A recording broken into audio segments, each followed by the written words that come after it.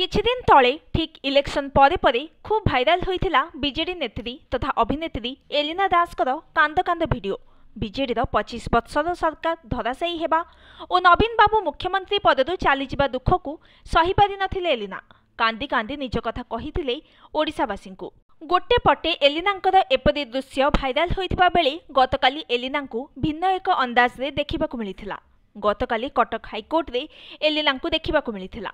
से हठात कहीं हाइकोर्ट आसीथिले बोली गणमाध्यम प्रतिनिधि तांकु पचारिबारु से बल्ले बल्ले ढाबा उपरे कहिथिले। तेबे असल कथा हैला निकटरे जाजपुर जिल्लार धर्मशाला रे थिबा एही ढाबाटिकु नै ओडिशा राजनीति उठुची पडुची। ढाबाटीर ना हैला बल्ले बल्ले।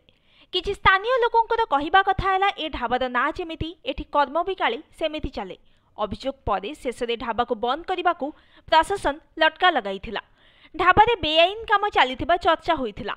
एपरिकी ढाबारू आसबाब पत्र काढ़ी निया जाउथला। सेतेबेले स्थानीय अंचल रे चर्चा जोर धरिथिला जे एलिना और तांको स्वामींकर एही ढाबा सहित निबिड़ संपर्क रहिछि। तेबे एलिना और तांको वकीलंको कहिबा अनुसार एही ढाबा सहित एलिना किंबा तांको स्वामींकर कोनोसी संपर्क नाही।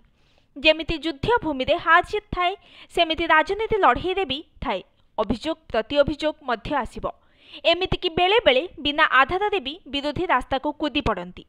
तेणु ताकू नहीं एते सीरियस न हेले भल। घटना जहाँ भी हेउ पूरा प्रसंग रे सांबादिक सम्मिलन करी खुलासा करिवे बोली खोद Elina कहिसंती।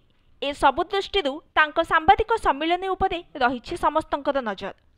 Bureau report news today.